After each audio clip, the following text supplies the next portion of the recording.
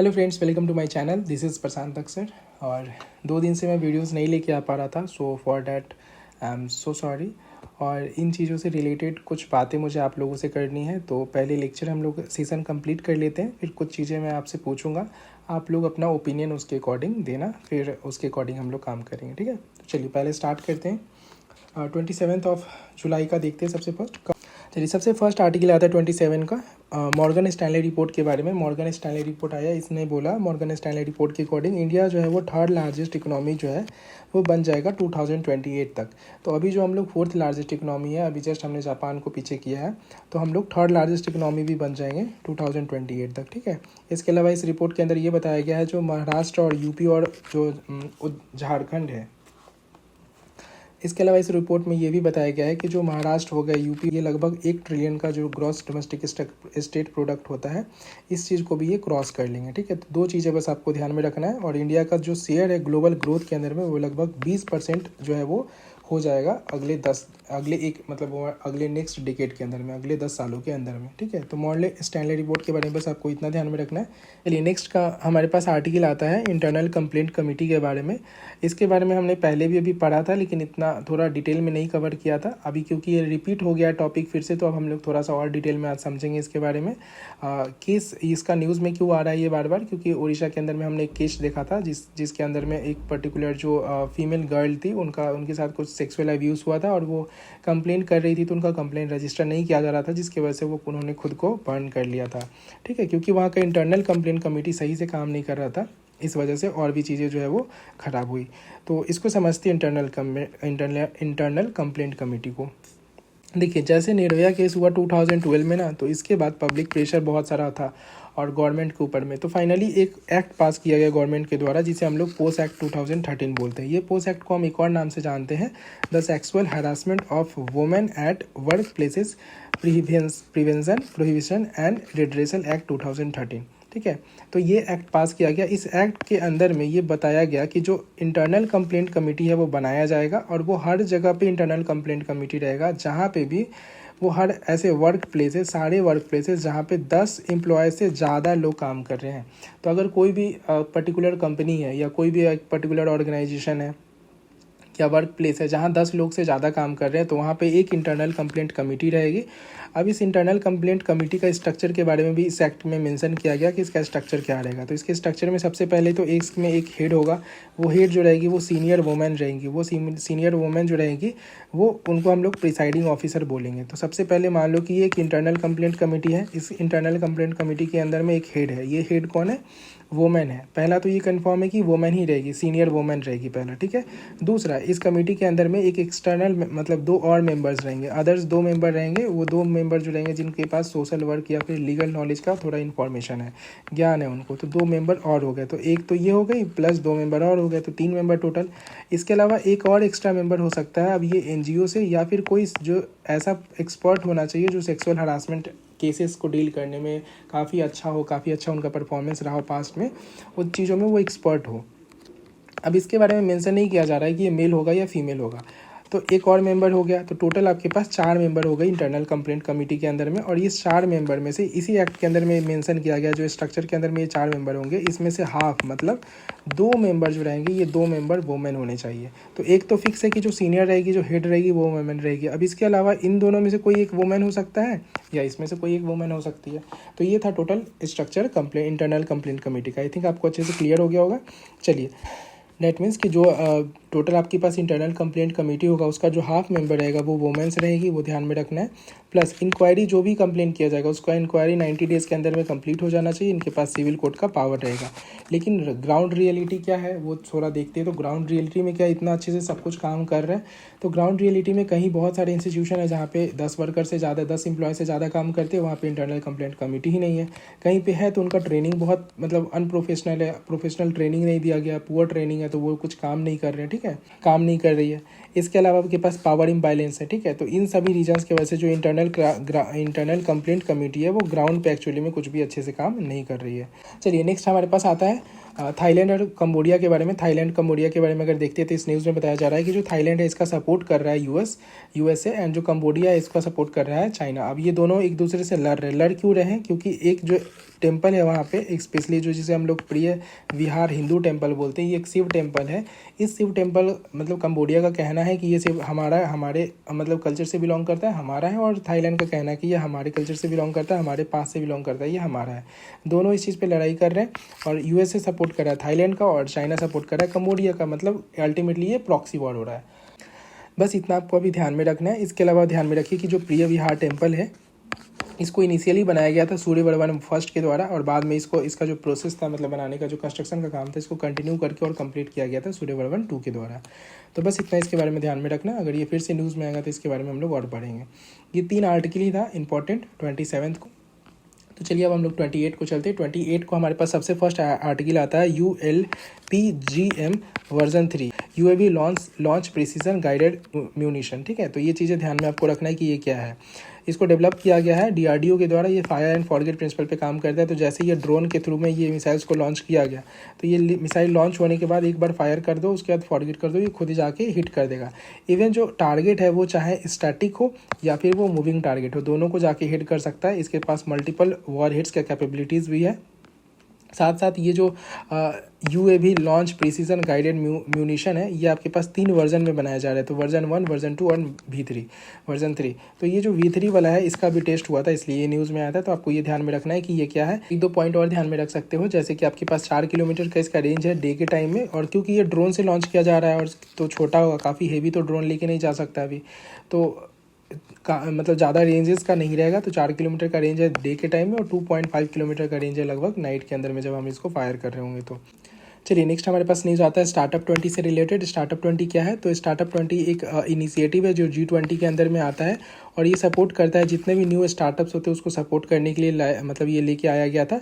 Actually में ये India के द्वारा ही लॉन्च किया गया था स्टार्टअप 20, जब हमारे यहाँ G20 का मीटिंग हुआ था 2023 के अंदर में, तो हमारे प्राइम मिनिस्टर के द्वारा ये लॉन्च किया गया था। अभी ये स्टार्टअप 20 न्यूज़ में क्यों आया? बिकॉज इसका 3rd एडिशन जो है वो स्टार्टअप 20 का ये लॉन्च किया गया है जोहान्सबर्ग के अंदर में, साउथ अफ्रीका के अंदर में, क्योंकि साउथ अफ्रीका इस बार प्रेसिडेंसी को लीड कर रहा है। मतलब G20 के प्रेसिडेंसी से इस बार साउथ अफ्रीका के पास है। तो यही साउथ अफ्रीका के अंदर में इसका जो 3rd एडिशन है वो लॉन्च किया गया इसलिए, ठीक है। तो ये याद रखना है स्टार्टअप 20 क्या है।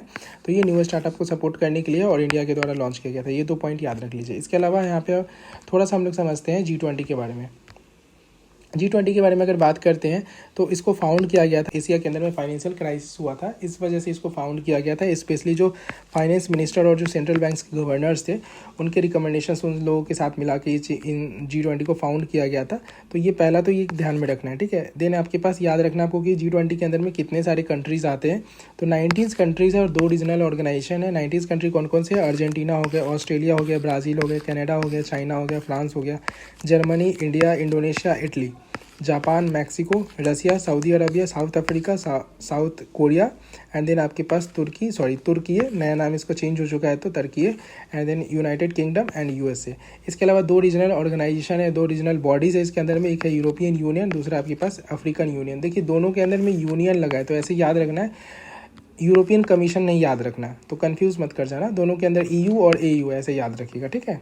इसके अलावा अगर इसके फंक्शनिंग के बारे में बात करेंगे तो इसका कोई भी परमानेंट सेक्रेटरीट नहीं होता है। साथ साथ इसका जो प्रेसिडेंसी होता है वो रोटेट करता है annually among the member countries. तो पिछले बार किसी और के पास था, इस बार किसी और के पास है, फिर अगले बार किसी और के पास जाएगा, ठीक है। इतना चीज़ ध्यान में रखना है।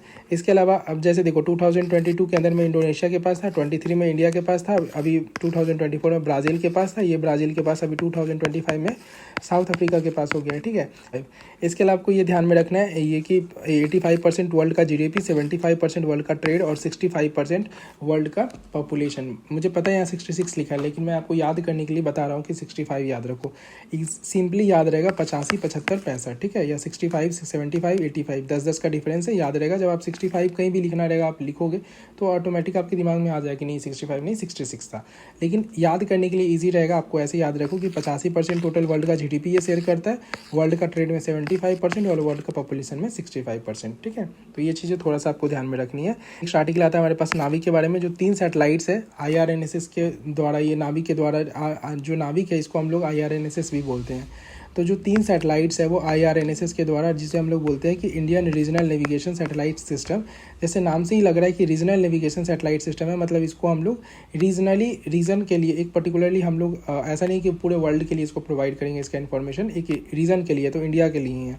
तो इसका कवरेज कितना रहेगा, तो टोटल इंडिया और इंडिया के अलावा जो 1500 किलोमीटर के आसपास का जो रेंज रहेगा वो ये कवर करेगा नाविक। ठीक है, नाविक है क्या एक्चुअली में, तो नाविक एक सैटेलाइट का सिस्टम रहेगा जिसके अंदर में टोटल 7 सैटेलाइट्स रहेंगे, 7 सैटेलाइट्स रहेंगे, और 7 सैटेलाइट्स में से 4 सैटेलाइट जो रहेंगे वो जियो सिंक्रोनस ऑर्बिट पे रहेंगे, और 3 जो रहेंगे आपके पास जियो स्टेशनरी ऑर्बिट पे रहेंगे। ठीक है, अब ये जो सैटेलाइट्स है 7 जो सैटेलाइट्स है ये एक्चुअली में करेंगे क्या, तो ये GPS की तरह काम करेंगे। जैसे आज जो है वो GPS ग्लोबल पोजिशनिंग सिस्टम जो USA का है वो जो काम करता है, वैसा ही ये जो नाविक है वो हमारे लिए, इंडिया के लिए काम करेगा। ठीक है, तो पोजीशन हो गया, अलग अलग इसका काम रहेगा, वो सारा चीज़ें ये हमको प्रोवाइड करेगा। बट ध्यान में बस आपको ये रखना है कि ये जो नाविक है इसका काम जो रहेगा वो सिर्फ इंडिया वर्ल्ड के आसपास में रहेगा, मतलब हम लोग इसको स्पेशली इंडिया के लिए फोकस करके बनाए हैं, ना कि पूरा वर्ल्ड में इसका सर्विस दिया जाएगा। ठीक है, तो सर्विस प्रोवाइडर के बारे में अगर बात करेंगे तो जो स्टैंडर्ड पोजीशनिंग सर्विस होगा वो आपके पास, इसके अंदर में दो टाइप के सर्विस रहेंगे। एक है आपके पास स्टैंडर्ड पोजीशनिंग सर्विस, ये सभी लोग यूज़ कर सकते हैं इंडिया में, और दूसरे आपके पास रिस्ट्रिक्टेड सर्विस जो इनक्रिप्टेड रहेगा, ये सिर्फ मिलिट्री पर्सनल्स हो गए या फिर जो सिक्योरिटी एजेंसीज हो गई, वो लोग यूज़ कर सकते हैं इसका सर्विसेज। ठीक है, ये इंडिया का खुद का अपना नेविगेशन सिस्टम होगा जो लोकेशन और स्पेशली टाइम इन्फॉर्मेशन से रिलेटेड सारे इन्फॉर्मेशन को ये अपना मैनेज करेगा। इसके अलावा अगर हम लोग बात करते हैं वर्ल्ड के अलग अलग कंट्रीज़ के और उनके नेविगेशन सिस्टम के बारे में, तो जैसे आपके पास यूनाइटेड स्टेट का GPS हो गया, यूरोपियन यूनियन है इसके पास, आपके पास गैलीलियो हो गया, देन आपके पास ग्लोनास हो गया रसिया का, देन आपके पास बाइडोयो हो गया आपके पास चाइना का, देन IRNSS जिसको हम लोग नाविक भी बोलते हैं वो हो गया इंडिया का, और इसके अलावा आपके पास QZSS ये आपके पास जापान का होता है। तो ये चीज़ें इससे रिलेटेड ध्यान में रखना है। इससे रिलेटेड यहाँ पे 2 क्वेश्चन प्रीवियस ईयर क्वेश्चन दिए गए हैं, ये आप कर सकते हो कि किसके पास खुद का जो सैटेलाइट नेविगेशन सिस्टम है वो है। ये क्वेश्चन पूछा 2023 में। तो ऑस्ट्रेलिया कहीं हमने नहीं पढ़ा, कनाडा कहीं नहीं पढ़ा, इजराइल कहीं नहीं पढ़ा, जापान अभी जस्ट हमने देखा, जिसे हम लोग QZSS बोलते हैं। तो ये स्टेटमेंट सही है। देन आपके पास एक और क्वेश्चन 2023-18 में पूछा गया है, इसमें बोल रहा है कि with reference to the Indian regional navigation satellite system जिसे हम लोग IRNSS बोलते हैं, कंसिडर द फॉलोइंग स्टेटमेंट।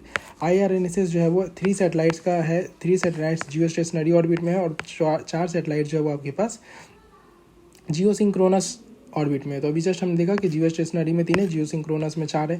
तो ये स्टेटमेंट सही है। सेकेंड स्टेटमेंट बोल रहा है कि IRNSS cover the entire India and above 5500 kilometre square kilometre. तो ये स्टेटमेंट गलत है, 1500 किलोमीटर जो है वो अभी कवर कर सकता है ये बस एक्स्ट्रा। तो ये सेकेंड स्टेटमेंट गलत है। थर्ड स्टेटमेंट बोल रहा है कि India will have its own satellite navigation system, खुद का नेविगेशन सिस्टम होगा विथ फुल ग्लोबल कवरेज। यहीं पे स्टेटमेंट गलत हो गया ना, फुल ग्लोबल कवरेज हम लोग तो कर ही नहीं रहे, इंडिया पे हम लोग फोकस करें, तो ये भी स्टेटमेंट गलत हो गया। ठीक है, चलिए इसके बाद नेक्स्ट हमारे पास आता है, नेक्स्ट आर्टिकल आता है हमारे पास AI सैटेलाइट से रिलेटेड। तो एक बस नाम ध्यान में रखना आपको थोड़ा सा कि नासा का एक सैटेलाइट है जिसे हम लोग बोल रहे हैं डायनामिक टारगेटिंग।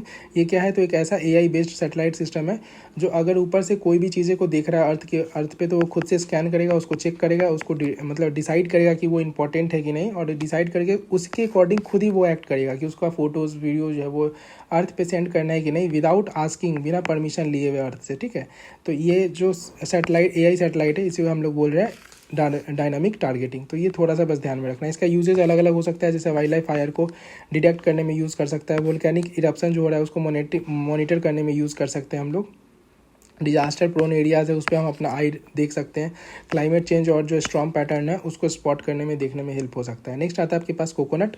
नेक्स्ट आर्टिकल हमारे पास कोकोनट के बारे में अगर बात करेंगे तो इसका प्राइस कंसिस्टेंटली इंक्रीज़ हो रहा है। क्यों इंक्रीज़ हो रहा है, बिकॉज फिलीपींस और इंडोनेशिया जो सबसे बड़े प्रोड्यूसर है वहाँ पे ड्रॉट का कंडीशन थोड़ा सा आया हुआ है बिकॉज ऑफ एल नीनो। ठीक है, एल नीनो आप पढ़ोगे अच्छे से जियोग्राफी में, तो एल नीनो की वजह से आपके पास ड्रॉट का कंडीशन आया हुआ है, जिस वजह से यहाँ पे मतलब फसल कम हो रही है, इसका जो कोकोनट का प्रोडक्शन है वो कम हो रहा है, जिसकी वजह से मतलब एक्सपोर्ट कम हो रहा है, और साथ साथ इसकी वजह से प्राइस जो है वो इंक्रीज़ हो रहा है। एक तो हो गया ड्राउट का कंडीशन हो रहा है इसलिए, दूसरा इसको बायोफ्यूल बनाने में काफ़ी सारा यूज़ हो रहा है, तो जिसके वजह से जो नॉर्मल कोकोनट का जो ऑयल होता है जो कुकिंग पर्पस के लिए यूज़ करते हैं उसमें कम आ रहा है, कम उसके पास आ रहा है, तो इसकी वजह से उसका प्राइस बढ़ जा रहा है ऑयल का। और इसके वजह से लिमिट एक्सपोर्ट, क्योंकि आपके पास यहाँ पे प्रोडक्शन ही लिमिट हो रहा है, इसलिए ये लोग एक्सपोर्ट जो है उसको भी लिमिट कर दिए, कम कर दिए, जिसकी वजह से प्रोडक्शन बढ़ रहा है। तो ऑल दो आपको आर्टिकल इस आर्टिकल में याद क्या रखना है, तो पहला चीज़ याद रखना है इंडोनेशिया इसका सबसे बड़ा लार्जेस्ट प्रोड्यूसर है, उसके बाद इंडोनेशिया और उसके बाद आता है इंडिया। इंडिया के अंदर में सबसे ज़्यादा प्रोड्यूसिंग स्टेट जो है वो कर्नाटका है, देन तमिलनाडु एंड केरला। जैसे हमने टी बोर्ड के बारे में पढ़ा है, जैसे हमने दूसरे बोर्ड्स के बारे में पढ़ा है, वैसे ही हमारे पास आता है कोकोनट डेवलपमेंट बोर्ड, जो इसका हेडक्वार्टर जो है वो कोच्चि केरला के अंदर में पड़ता है। ये एक स्टैट्यूटरी बोर्ड है और इसका स्पेशली काम क्या है कि फार्मिंग और इंडस्ट्री को, जो कोकोनट का फार्मिंग और इंडस्ट्री है उसको कहीं ना कहीं प्रमोट करना। नेक्स्ट आता है आपके पास article Iran E3 nuclear talks. क्या है ईरान E3 न्यूक्लियर टॉक्स? तो ये इस्तांबुल के अंदर में किया गया है, जिसके अंदर में पहले तो E3 है क्या ये समझ लो। E3 के अंदर में आपके पास 3 कंट्रीज़ है, फ्रांस हो गया, जर्मनी हो गया एंड यूनाइटेड किंगडम हो गया। तो ईरान के बीच में और ये तीनों कंट्रीज़ के बीच में एक टॉक हुआ है अभी। ये टॉक का आउटकम क्या निकला है कि जो सैंक्शंस लगे हुए थे ईरान पे, वो कहीं ना कहीं थोड़ा सा उनको रिलीफ दिया गया ईरान को, कि आप जो है आप रिलीफ कर दिया गया सैंक्शन से, और बोला गया कि आप जो है यूरेनियम आप रीच कर सकते हो, इनरीच कर सकते हो, लेकिन सिर्फ इनर्जी पर्पज़ के लिए। ठीक है, तो इनर्जी पर्पज़ के लिए अब उसको अलाउ मिल गया है ईरान को न्यूक्लियर इनरिचमेंट करने के लिए। यहाँ पे एक ट्रीटी आता है हमारे पास, इसको थोड़ा सा ध्यान में रखना है, JCPOA। इसके बारे में JCPOA क्या है, तो joint comprehensive plan of action 2015 के अंदर इसको लेके आ गया था, जिसके अंदर में जो ईरान है और जो P5+1 कंट्रीज है, P5 मतलब permanent countries, permanent members UN के अंदर में, दैट इज़ UK हो गया, US हो गया, फ्रांस हो गया, रसिया हो गया, चाइना और प्लस जर्मनी एक कंट्री, इन दोनों के बीच में एग्रीमेंट हुआ था P5+1 और ईरान के बीच में, कि ईरान जो है कोई भी इनरिचमेंट नहीं करेगा यूरेनियम का बॉम्ब बनाने में या कोई भी प्रोग्राम के लिए। लेकिन ये प्रोग्राम के अंदर JCPOA के अंदर ये भी लिखा गया था स्नैपबैक मैकेनिज्म के बारे में। स्नैपबैक मैकेनिज्म बोलता है कि अगर ईरान ये ट्रीटी को तोड़ता है, ये जो comprehensive plan of action, joint comprehensive plan of action जो था JCPOA, इसको अगर तोड़ता है तो उस पर ऑटोमेटिक सैंक्शंस लगा दिए जाएंगे, ऑटोमेटिक री इम्पोज हो जाएंगे सैंक्शंस। ठीक है, तो ये 2-3 चीज़ें जो थी ये इस आर्टिकल में था, वो थोड़ा सा आपको ध्यान में रखना है।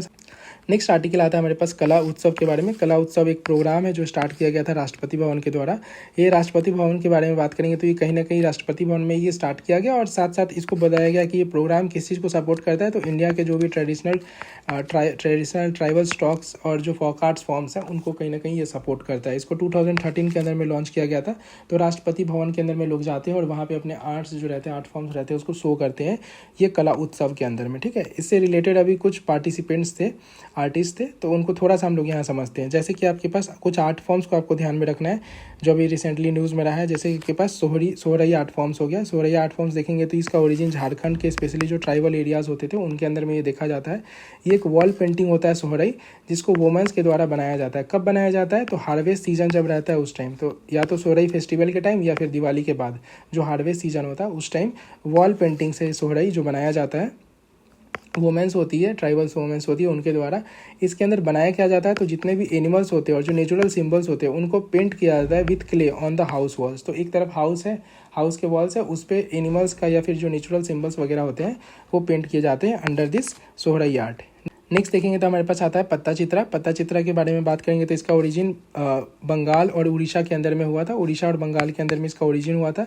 ये स्पेशली अगर बात करेंगे तो जितने भी माइथोलॉजिकल स्टोरीज हुआ करते थे ना, उस स्टोरीज़ को इस आर्ट फॉर्म के अंदर में पेंट किया जाता है। माइथोलॉजिकल स्टोरीज़ को नेचुरल जो ब्राइट कलर्स होते थे, ब्राइट नेचुरल कलर्स होते हैं उनसे। ठीक है, तो पत्ता चित्रा कहाँ का है वो ध्यान में रखना, होता क्या है ये ध्यान में रखिए। सोहरई के बारे में कहाँ ओरिजिन हुआ है और क्या होता है इसके अंदर में वो याद रखिए कि हार्वेस्ट के टाइम में ये पेंटिंग्स बनाया जाता है वुमेन्स के द्वारा। नेक्स्ट आपके पास पटुआ आर्ट। पटुआ आर्ट के बारे में अगर बात करेंगे तो ये वेस्ट बंगाल का ओरिजिन है, और यहाँ पे क्या किया जाता है, तो स्टोरी टेलिंग जो है वो कहीं ना कहीं पेंटिंग के रूप में किया जाता है। ठीक है, तो पेंटिंग बना के उसको स्टोरी किया जाता है, स्टोरी टेलिंग किया जाता है पेंटिंग के थ्रू।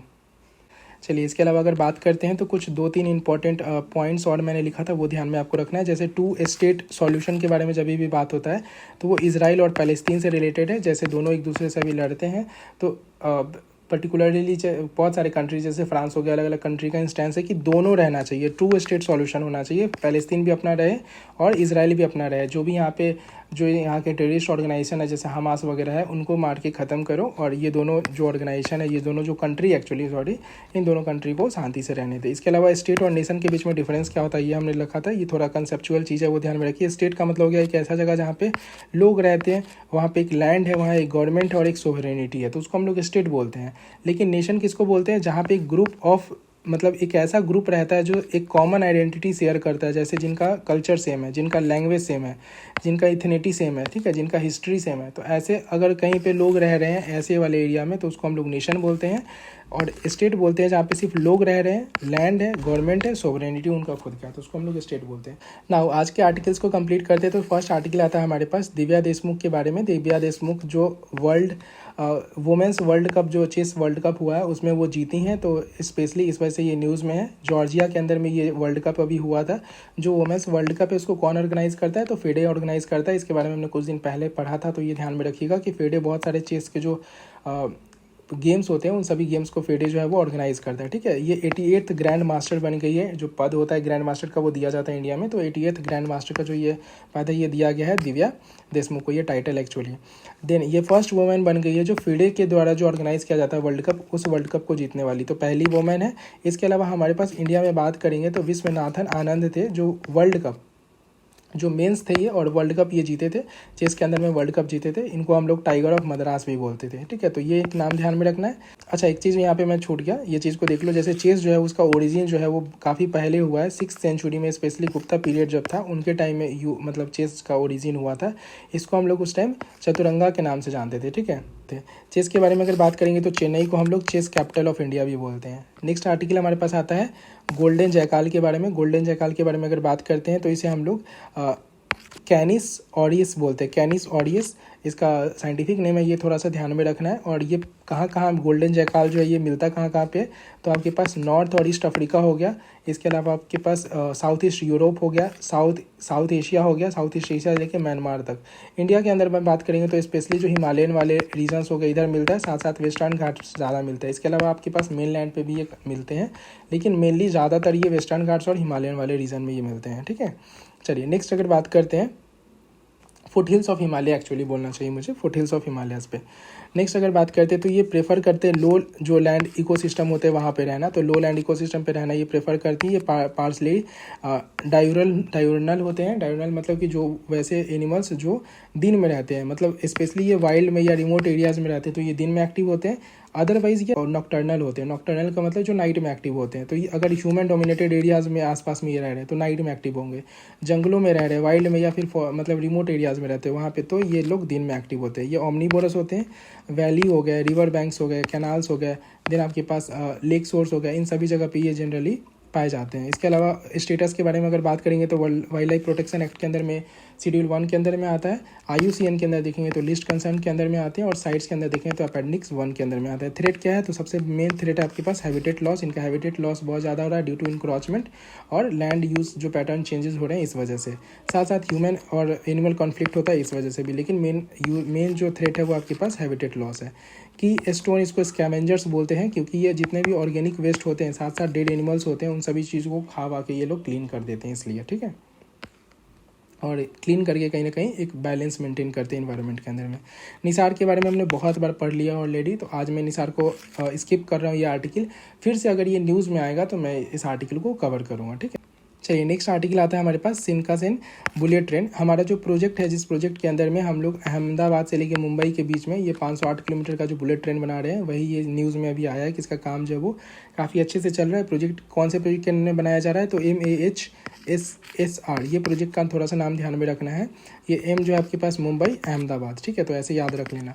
तो ये प्रोजेक्ट के अंदर में ये बनाया जा रहा है 350 किलोमीटर का स्पीड से ये चलेगा बुलेट ट्रेन, और स्पेशली फंडिंग किया जा रहा है जापान के द्वारा। ये सॉफ्ट लोन की तरह फॉर्म में बहुत सारा पैसा हमको दे रहा है इस बनाने के लिए। जैसे 0.1% के इंटरेस्ट से 50 सालों तक का टाइम दिया गया है इंडिया को ये चीज़ें मतलब पेमेंट करने के लिए, ठीक है। इंटरेस्ट भी काफ़ी कम लग रहा है इस पर। इसके अलावा ये चीज़ तो बस ध्यान में रखना है कि हाँ ठीक है, एक जो इंडिया और जापान के बीच में बुलेट ट्रेन का ये जो हमारे पास प्रोजेक्ट है ये। इसके अलावा इंडिया और जापान का और कोलैबोरेशंस के बारे में, कॉपरेशंस के बारे में बात करेंगे तो एक GMEX आपके पास जॉइंट एनेबल एक्सरसाइज होता है। देन हम लोग क्वाड में एक दूसरे को सपोर्ट करते हैं, ठीक है। इसके बाद आपके पास आता है एक्ट ईस्ट पॉलिसी, ये स्पेशली चाइना को काउंटर करने के लिए हमारे पास है। प्लस इसके अलावा आपके पास है Japan free and open Indo Pacific, that is FOIP vision, ठीक है। तो ये सारे जो चीज़ें हैं ये कहीं ना कहीं इंडिया और जापान इन सभी जगह पे कॉपरेशन करता है। इसके अलावा आपके पास इंडिया और जापान और ऑस्ट्रेलिया के बीच में सप्लाई चैन इनिशिएटिव्स भी है, जिसको हम लोग SCRI बोलते हैं, that is supply chain resilience initiatives. तो ये भी चीज़ें थोड़ा सा आपको ध्यान में रखना है प्रीलिम्स के पर्सपेक्टिव से, ठीक है। नाउ लास्ट आर्टिकल आता है आज का, वो है आपके पास चोलास के बारे में। आप इसको स्टैटिक में कंप्लीट करोगे, ठीक है, और पढ़ोगे वहाँ पे, लेकिन यहाँ पे हम लोग थोड़ा सा देख लेते हैं, रिकॉल कर लेते हैं। चोलास के बारे में बात करेंगे तो एंशियंट जो डायनेस्टीज़ है, मेनली जो 3 डायनेस्टीज़ होती है, 3 एंशियंट तमिल डायनेस्टी है, जैसे चोलास, चेराज, पांड्याज, उसी में से एक चोलास है। ये इनको हम लोग ब्लू वाटर नेवी के नाम से जानते थे, मतलब इनके पास बहुत पावरफुल ब्लू वाटर नेवी होता था।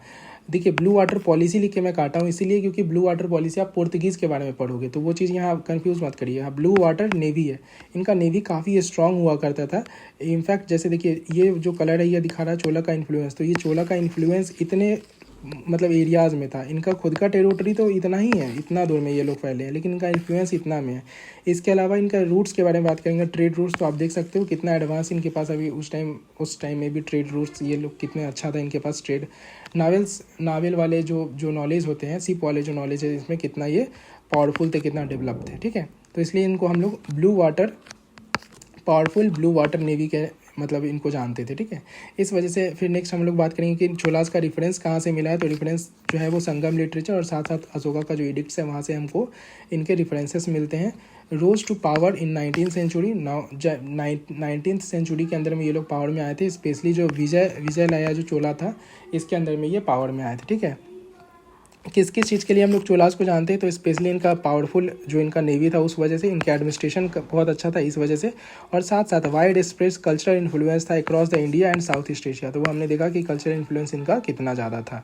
एक चीज़ और आपको ध्यान में रखना है थोड़ा सा, उसे हम लोग बोलते हैं यहाँ पे इनके पास डेमोक्रेटिक गवर्नमेंट हुआ करता था, जिसे हम लोग बोलते थे कुदा बोलई सिस्टम के अंदर में। इसका सोर्सेज कहाँ से मिला हमें, तो सोर्सेज मिला है हमारे पास एपिग्राफिया इंडिका से, ठीक है। ये डेमोक्रेटिक तरीके से होता था, जैसे मान लीजिए कि 4 कैंडिडेट है राजा बनने के लिए, तो इन चारों कैंडिडेट के नाम लिख के एक डब्बे में रख दिया गया, उसमें से एक छोटे से बच्चे को भेजा गया कि तुम इसमें से कोई डब्बा उठाओ। तो एक तरह से मतलब माना जाता था कि एक मतलब डेमोक्रेटिक तरीके से इनका गवर्नमेंट हो रहा है, क्योंकि बोलते हैं ना हेरिडेटरी टाइप नहीं था ये, तो इस वजह से थोड़ा सा अब था, मतलब ये चीज़ें आती है। अब ये 100% इसके बारे में कोई इन्फॉर्मेशन नहीं है कि जो डेमोक्रेटिक सिस्टम के बारे में बात हो रहा है, ये पूरा का पूरा डेमोक्रेटिक सिस्टम अच्छे से काम करता था और किन किन लेवल पे काम करता था, बस इसके एविडेंसेस मिले हैं। तो थोड़ा सा ये ध्यान में रखना है कि कुदा वोलई क्या था, कुदा वोलई सिस्टम क्या से रिलेटेड है, तो डेमोक्रेटिक सिस्टम से रिलेटेड है, जो चोलास के टाइम में हुआ करते थे। देन इसके बाद एक फेस्टिवल का नाम आपको ध्यान में रखना है जो तमिलनाडु के अंदर में सेलिब्रेट किया जाता है, जिसे हम लोग बोलते हैं आदि थिरुवथिराई फेस्टिवल, ठीक है। ये लॉर्ड शिवा को डेडिकेटेड होता है ये फेस्टिवल, और ये एसोसिएटेड है आपके पास जो भक्ति ट्रेडिशन होते थे उनसे एसोसिएटेड है। ना इसके 4 रूलर्स थे इंपॉर्टेंट, ये 4 रूलर्स के बारे में यहाँ पे थोड़ा थोड़ा इन्फॉर्मेशन दिया गया। जैसे आपके पास जो सबसे फर्स्ट रूलर है जिन्होंने फाउंड किया था, उन्हें हम लोग बोलते हैं विजयलया चोला, जो जिनके द्वारा ये फाउंड किया गया था। तंजूर इनके टाइम में इन्होंने तंजूर को कैपिटल बनाया था, और साथ साथ सेवाइट टेम्पल था वो भी इनके द्वारा बिल्ड किया गया था। इसके अलावा नेक्स्ट आता है आपके पास राजा चोला वन के बारे में बात करेंगे, तो ये एक्सपैंड किए और एम्पायर को साथ साथ नेवी जो थे इनको भी स्ट्रॉन्ग इन्होंने किया था, और जो इंटरनेशनल रिलेशंस होते थे उनको ये कहीं ना कहीं और प्रमोट किए। जैसे नेवी को एक्सपैंड करके और एम्पायर को एक्सपैंड करके श्रीलंका तक लेके गए, मालदीव्स और श्रीलंका का भी जो काफ़ी सारा पार्ट्स था वो इनके अंदर में कवर इन्होंने किया। देन आता है आपके पास राजेंद्र चोला वन, इनके बारे में बात करेंगे तो ये भी एक्सपैंड किए थे एम्पायर को। साथ साथ जो इंडोनेशिया था जिसे हम लोग बोलते थे श्री विजय किंगडम, इसको भी ये कॉन्क्वेर कर लिए थे, अपने किंगडम को भी एक्सपैंड किए। इसके अलावा अगर बात करते हैं तो जो मैरीटाइम ट्रेड्स होते थे, कल्चर एक्सचेंज होते थे, इन चीज़ों को भी ये काफ़ी प्रमोट करते थे, ठीक है। इसके अलावा इनके द्वारा गंगईकोंडा चोलापुरम भी बिल्ड किया गया था। एंड फाइनली हमारे पास लास्ट किंग है कुलोतुंग चोला वन, इनके बारे में बात करेंगे तो ये काफ़ी रिलीजियस टॉलरेंस थे इधर में। इसके अलावा इन्होंने एक नया लैंड रेवेन्यू जो रिफॉर्म्स था वो लेके आए थे। साथ साथ जो ईस्टर्न चालुक्याज थे और जो चोलास थे, ये दोनों को ये मर्ज कर दिए थे, ठीक है। तो ईस्टर्न चालुक्याज एंड चोला को इन्होंने मर्ज किया था। साथ साथ इन्हीं के टाइम में धीरे धीरे चोला जो है वो डिक्लाइन होना स्टार्ट हो गया था इंटरनल और एक्सटर्नल प्रेशर की वजह से। तो ये था 3 दिन का जो भी इंपॉर्टेंट आर्टिकल था। आज का लेक्चर काफ़ी बड़ा हो गया आई थिंक। नाउ अब टॉपिक पे आते हैं जो मुझे आप लोगों के साथ शेयर करना है। तो मैं ये सोच रहा हूँ कि मैं जो डेली अभी वीडियोस लेके आ रहा हूँ, आई नो कि कुछ लोग को ये शायद बहुत बुरा लगेगा, बट मैं सोच रहा हूँ कि इसको मैं डिसकंटिन्यू कर दूँ। आप लोग अपना ओपिनियन दीजिएगा। रीजंस मैं बता रहा हूँ दोनों साइड से, तो दो चीज़ें मेरे पास माइंड में है तो मैं बता रहा हूँ। रेस्ट आप अपना ओपिनियन दीजिएगा, जैसा आप बोलोगे मैं ट्राई करूँगा उसके अकॉर्डिंग करने के लिए। तो फर्स्ट मेरा ये है कि मैं सोच रहा हूँ कि डेली जो मैं वीडियोज़ लेके आता हूँ उसको मैं डिसकंटिन्यू कर दूँ, क्योंकि काफ़ी चीज़ें जो मुझे लग रहा था मैं मैनेज कर लूँगा वो चीज़ें मेरे से अभी शायद मैनेज नहीं हो पा रही है। मैं कहीं ना कहीं जो और चीज़ें करता हूँ वो सारी चीज़ें कॉम्प्रोमाइज़ होने लग रही है। तो इस वजह से मैं सोच रहा हूँ कि इसको डिसकंटिन्यू कर दूँ, क्योंकि मैं एक बार लाइब्रेरी चला जाता हूँ, फिर वापस आना पड़ता है मुझे रिकॉर्ड करने के लिए डेली, और फिर वापस उस चीज़ को एडिटिंग करने में और सारी चीज़ें में काफ़ी टाइम लग जाती है। जो भी कभी वीडियोस बनाते हैं उनको शायद पता होगा ये चीज़ें कि टाइम लग जाती है एडिट करने में और एंड ऑल। तो इस वजह से मैं सोच रहा हूँ कि डेली ना करूँ, मैं डेली अच्छे से कंप्लीट कर लूँ। नोट्स आपको मैं डेली प्रोवाइड कर दूँगा, और आप अगर पेशेंस रख सकते हो तो मैं बस आपको प्रॉमिस करूँगा ये चीज़ कि जितना मैं आपको डेली बेसिस पे जितना बेहतर तरीके से कंटेंट देता हूँ, इससे बहुत बेहतर तरीके से आपको वीकली दूंगा आपको कंटेंट। पहला जो मेरा वीडियो था उसके बेसिस पे आप मुझे जज मत करिएगा, क्योंकि फर्स्ट वीडियो मैं ट्राई किया था लाइव आने के लिए वीकली कंटेंट वाले में, बट वो लाइव में पहली बार आया तो बहुत सारे इश्यूज़ हो गए। बहुत एक तो टाइम बहुत लंबा हो गया था वो वीडियोस ऑलरेडी, उसके अलावा बहुत सारे इश्यूज़ भी थे उस वीडियो के अंदर में, जैसे साउंड का इशू हो गया था। माइक के पास में ही मैं मतलब टैब के पास में ही माइक रखा था तो बहुत सारा साउंड आ रहा था, तो बहुत नॉइज़ कैंसिलेशन वगैरह कुछ हो नहीं पाया उसमें, ठीक है। तो इस वजह से प्रॉब्लम हुई थी उस वीडियो में। बट अभी जो मैं अगर वीकली कंपाइलेशन लेके आऊँगा तो वो लगभग 1 आवर से लेके 1 आवर 20-30 मिनट्स का रहेगा, और उसमें बहुत बेहतर तरीके से मैं कंपाइल करके आपको प्रोवाइड करूँगा। दूसरा पॉइंट ये है मेरा कि अगर मैं वो वीडियोस लेके आता हूँ तो देखिए अभी करेंट वाले में क्या होता है, डेली मैं लेके आता हूँ, जस्ट मैं पढ़ा उसकी थोड़ी देर के बाद मुझे खुद से पढ़ना पड़ता है आपके लिए और फिर रिकॉर्ड करता हूँ आपके लिए। बट मुझे टाइम नहीं मिलता है तो मैं कुछ भी अपना एडिशन नहीं कर पाता, कुछ भी मैं ऐड नहीं कर पाता हूँ। लेकिन अगर मैं वीकली कंपाइलेशन लेके आऊँगा तो मेरे पास टाइम रहेगा, मैं खुद भी 10 बार पढ़ चुका रहूँगा, मैं कुछ अच्छा सा आपके लिए उसमें ट्रिक्स लगा सकता हूँ, कुछ अच्छा सा आपके लिए कुछ क्रिएटिविटी कर दूँगा अपना उसमें जो भी मेरे से हो पाएगा। तो मुझे लगता है कि मैं वो कंटेंट आपको ज़्यादा बेहतर तरीके से डिलीवर कर पाऊँगा अगर आप पेशेंस रख पाओगे, अगर आप इतना मुझ पर बिलीव कर पाओगे कि ठीक है मैं वेट कर रहा हूँ। आप मंथली कंपाइलेशन लाओगे, मंथली कंपाइलेशन से मेरा कंप्लीट हो जाएगा। मैं सेम चीज़ आपको प्रोवाइड करूँगा मंथली कंपाइलेशन में। इनफैक्ट मैं बोल रहा हूँ कि वो बेहतर होगा, ज़्यादा बेहतर होगा, साउंड से सही हो जाएगी उसके अंदर में। इसके अलावा वीडियो क्वालिटी इंप्रूव हो जाएगा, कुछ चीज़ें मैं खुद से भी ऐड कर दूँगा। रेस्ट आप अपना ओपिनियन बताओ कि आप क्या चाहते हो, डेली वाला कंटिन्यू करना चाहते हो या फिर वीकली वाला। मैं आपसे इतना प्रॉमिस कर रहा हूँ कि डेली जो लेके आता हूँ, जब मैं वीकली लेके आऊँगा और मैं लाइव आके नहीं बताऊँगा, मैं रिकॉर्ड करके दूंगा, तो वो इससे ज़्यादा बेहतर होगा, डेली वाले से ज़्यादा बेहतर होगा वीकली वाला, ठीक है। बाकी चीज़ें रेस्ट आप पे डिपेंड करता है। आप अपना ओपिनियन शेयर करिए, उसके अकॉर्डिंग फिर मैं फाइनल बता दूंगा कि जो भी हो पाएगा मेरे से। क्योंकि अगर कोई भी नहीं चाहेगा ना, अगर आपके पास मैं डेली वीडियोस डालता हूँ, मेरे पास कुछ डेली सब्सक्राइबर आ रहे हैं, मेरा सब्सक्राइबर बेस डेली बढ़ रहा है, और मैं अभी नया नया अगर काम कर रहा हूँ तो मेरे लिए तो बहुत अच्छा है ना कि मैं ग्रो कर रहा हूँ, मैं ग्रो करना चाहता हूँ यूट्यूब पे।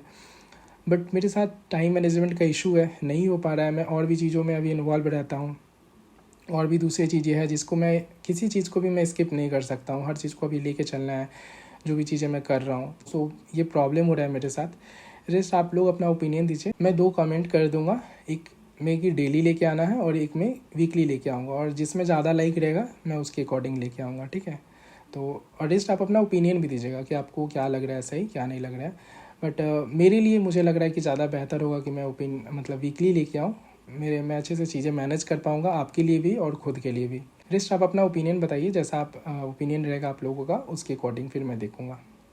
तो आज भर के लिए बस इतना ही, मिलते हैं नेक्स्ट सेशन के अंदर में। Thank you so much.